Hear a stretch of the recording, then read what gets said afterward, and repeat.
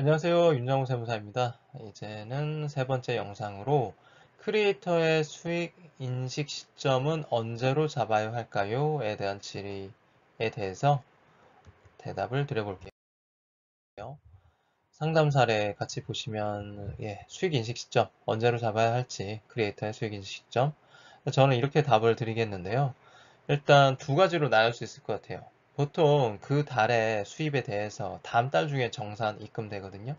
예, 뭐 유튜브가 대표적인 사례가 될 것이고 다른 플랫폼도 일반적으로 이런 사례가 이런 식으로 이루어지는 것 같아요. 그러니까 예를 들어 7월달 수입이 7월달에 내가 어떤 영상을 제공하고 그러면 7월달 중에 그에 대한 그에 대해서 어느 정도의 수입인지가 확정이 되고 그거에 대해서 다음 달 8월 중에 입금이 되는 그런 구조인데 이 경우에는 만약 정산, 입금을 받으면은 입금 시기에 맞춰서 현금주의 또는 지급주의, 수령주의 뭐 이런 식으로 현금을 받았을 때 그 시점을 기준으로 수익을 인식하면 된다고 보시면 될 것 같고요.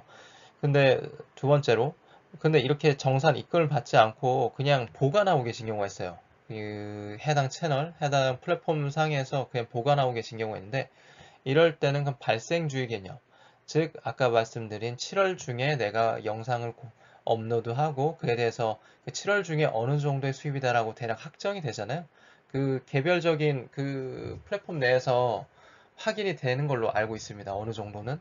그래서 그런 경우에는 7월 중에 수입이 인식되도록 그렇게 신고를 하셔야 될 것 같아요. 그래서 1번 같은 경우 현금주의는 8월에 입금된다면 7월 활동에 대해서 8월에 입금된다면 8월 중에 그 현금주에 따라서 수입 인식을 하면 될 것 같고, 아니다, 나 그냥 나중에 한꺼번에 인출하고자 한다. 그러신 경우에는 어쨌든 아무리 인출을 하지 않더라도 7월 중에 내가 제공한 그 영상 용역에 대해서 발생주의 개념으로 7월 중에 수입을 인식한다. 이렇게 보셔야 될 것 같아요.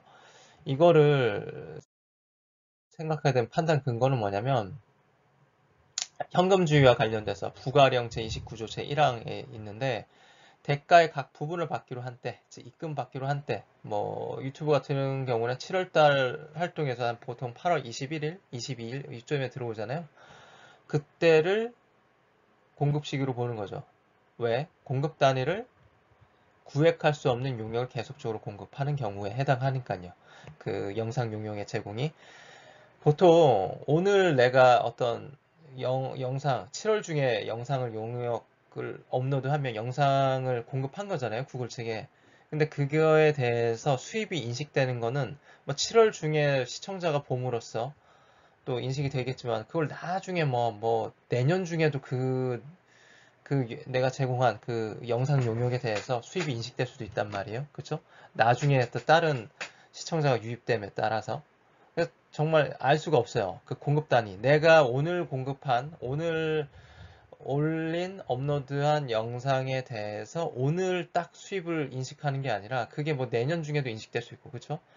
다양하기 때문에 이렇게 구획을 언제부터 언제까지에 대해서 언제부터 언제까지의 내 용역행에 대해서 얼마만큼의 수입을 얻는다 딱딱 구분되기 어렵기 때문에 이런 경우에는 대가의 각본을 받기로 한 때, 뭐 유튜브 같은 경우는 7월 중에 활동에 대한 8월 21일에 수입을 얻는 그때를 인식 시기로 한다.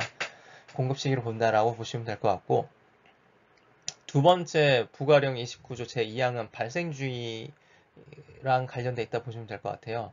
그래서 대가를 받기로 한 때를 공급 시기로 볼 수 없는 경우, 뭐 대가 받기로 한 때 그 정산 시점을 내가 설정 안 해놓으면은 그때 대가 받기로 한 때 자체가 없는 거잖아요. 그러면은 영무의 제공이 완료되고 그 공급가액이 확정되는 때, 보통은 일단은 영무의 제공, 나의 영무의 제공은 일단은 영상을 업로드한 행위일 것이고, 그거에 대해서 그 공급가액이 확정되는 때는 보통 그 달에는 그 7월이라면 7월 중에 어느 정도 그 정도의 금액이라는 게 확정이 되기 때문에 7월 중에 수입을 인식해야 된다. 저는 이렇게 판단하고 실제 실무를 진행하거든요. 그래서 현금주의에 따라서 가는 거는 뭐 그렇게 이의가 없으실 것 같은데 발생주의 개념은 좀 의아하실 수 있을 것 같아요. 내가 인출도 안 했는데 왜 수입이 인식되는 거냐.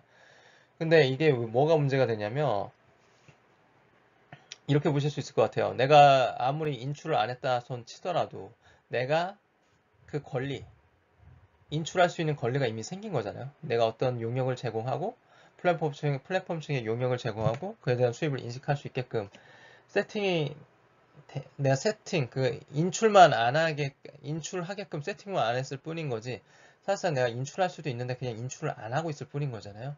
그러면 이미 그 세법의 대원칙 중에 하나가 권리 의무 확정주의라는 개념이 있는데, 내가 어떤 수익을 인식할 수 있는 권리, 즉 인출할 수 있는 권리는 이미 생긴 거예요. 생겼는데 다만 인출만 안 하고 있을 뿐인 거기 때문에 그 권리 확정주의 개념에 따라서라도 내 영무의 작업이 완료된 시점인 그 7월 중, 사례로 들었던 7월 중에 그 수입을 인식하셔야 되지 않을까 그렇게 봅니다.